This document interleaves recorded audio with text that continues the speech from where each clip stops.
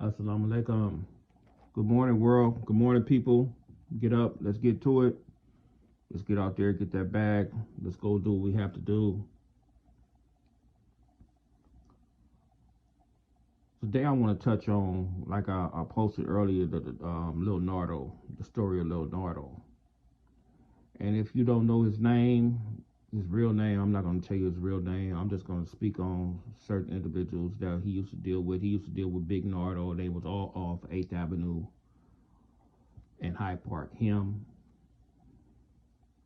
Big Nardo, and that dog. Them dudes always like some cold hustlers.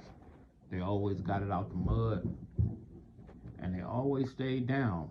Even in the times of when the police was dealing with them, they never ran out. They never did any type of injustice to that neighborhood.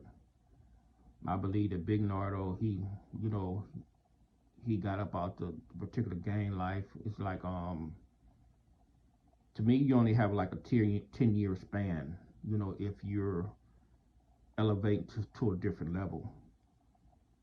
So once you get to a different level, if you start banging, let me see, at like 15, about 25, you should be up out of there or on your way up out of there. I give brothers a time period from whatever they started to at least 30, because I was done before I was even 30 my damn self. I think I was like 27, but I was inside the penitentiary. So I went to the penitentiary when I was like 25. About the time I was like 27 and a half or 28, I was done with that stuff. So I give brothers like a 10-year run, man. I give brothers like a decade to deal with that particular life, because you start moving to a different space and elevating to a different level. Leonardo was like a student of Slep Rock. And if you guys don't know Slep Rock was one of the realest dudes around there. Slep Rock was a person where all the brothers over there, they gravitated towards him, because Slep Rock knew his lane. Slep Rock knew his position. Slep Rock wasn't them tough one. He wasn't one of them tough ass dudes to portray that he'll go do this and he'll go do that, because he'll tell you in a minute he ain't going to do certain X, Y, and Z. But one thing about you, he'll whoop your ass though if he had to. You're gonna get down with his hands. And then you got, like I'll be trying to tell brothers out here, everybody have a position, everybody have a role to play. Everybody is not a killer, everybody's not a hustler, everybody's not a, it's just different things. You have different roles, man, up in there. You got certain dudes that you deal with over there, man, they be D-boys. You got certain dudes, man, they just not with the fuckery. They just not with a whole lot of stuff. So everybody have a role to play when you in part of a gang or a section or organization. Everybody have a role to play. And Lil Nardo was taught by Slep Rock, and he's like emulating him so much, you can tell that Lil Nardo was just like that. But Lil Nardo was to the point where he was with everything. He was like the full package, like a lot of us was. He'll get to the bag, he'll fight you, and if he had to take it there, he'll take it there. So Lil Nardo, man, he got into a situation where it was, to me, I think it was some jealousy that jumped off behind a female, and a couple of guys that went to jail, man. One particular guy, he went to jail, and he was trying to figure out who was telling on him. So what they did was, man, Lil Nardo had some information, and Lil Nardo had a homeboy, like older than us, even me, a big homeboy that he confided in. So he was telling that individual certain information. So the information got back to Mays. He was a crash officer. His name was Mays.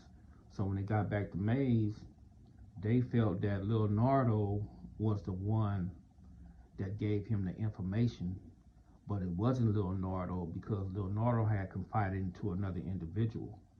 So what a lot of people don't understand is that when you out there in that land or something like that, you got friends, and everybody don't have the same friends. You know, I may have a friend over here and that I confide in too. So if I get some information, I would tell him if it came from a different individual. So me and this individual would know, if you understand what I'm talking about. So after that happened, when they found out that this dude Mays got that information, they tried to blame Nardo and said Nardo was telling. And you got to keep in mind that Nardo, they never had no paperwork. They had nothing. They had no proof. They didn't have shit.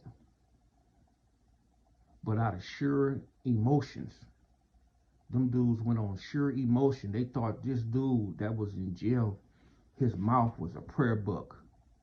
But to me, this dude his mouth was never no prayer book. This dude always been a buster to me. And then when he got in the penitentiary, his whole reputation just went to shit. You know, getting whooped on, messing with boys, and all type of shit. So my thing is this, man. It's like you cannot believe people when they say a person is doing this and doing that, and you don't have no proof. That be the problem now. You know, people just say stuff and people don't have no proof. And then you got to understand, man, that when people have like a particular type of status in your neighborhood, that don't mean, man, that they always telling the truth. And that's what's wrong right now today. And I call that selective politics. Because you can be, like I said, you can be dead in the right, and that individual can be wrong. And just because that individual, he have the pull, the plug, and the reputation, you know, everybody gonna think this individual is right, but he's not right. And that individual that have that pull and have that plug, them individuals are not genuine leaders, because them dudes move on emotions. So they unalive Lil Nardo, man. Oh man, for the life of me, I couldn't understand that.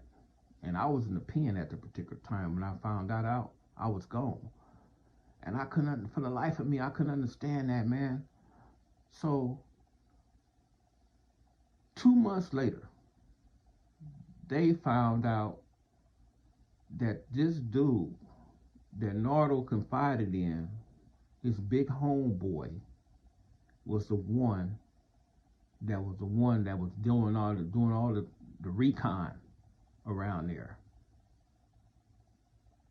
Man, that man found out that they found out that he was doing all the recon. This particular informant, he was smart. He packed his shit up and he got the hell up out of there. And he went to a different state. And then when he went to that different state, he still was claiming that set, and he started other dudes out there to claiming that neighborhood over their 60s in a different state. But I'm gonna tell you how cold these dudes are, man. These dudes so cold, they'll kill you. They'll come talk to your mom and your daddy. They'll come to your funeral. They come to your repast like it was nothing, man. Them dudes is some vicious dudes, man. You got dudes like that. I'm talking about in every section, in every organization. Dudes are built like that. Dudes are straight scanners like that. You know? So when everybody found out that it wasn't Lil Nardo, man, that did all the telling, a lot of brothers felt some type of way, man. And you know, these dudes, they be having these fake ass round tables and all that type of stuff. And them dudes swept that shit right up under the rug, bro. I'm saying to you youngsters, man, hey, look, when you in the right and you address something and them dudes sweep that up under the rug, I'm telling you, man, you better parachute up out of there. You get away from that, because they get telling you and they're giving you an inclination that they will backdoor you as well if you get out of line, or they feel that you're getting out of line. Not because you did something wrong, it's just because if you go against their program. That's why, man, we always say that gang banging stuff, that stuff is a myth. I'm talking from experience. I come from that. I don't wish that on nobody. I don't think no kids should ever participate in that type of stuff. I think guys should just move in a different spectrum, because that gangbanging stuff, once you get in that, you're gonna be stuck in a matrix. You got a lot of brothers, man, my age, they still stuck in the matrix, bro. They really think that that stuff is worthy of something, man. They don't own nothing around there. They don't give back to their community. They don't have a lane for the kids to be successful. They just stuck in the matrix, bro. So don't be like Lil Nardo, man. Don't be around there, man, and get on the line, man, for something that you didn't do. Be your own self. Don't be scared of nothing. Move away from it. And as always, rest in peace, Lil Nardo. Assalamu alaikum.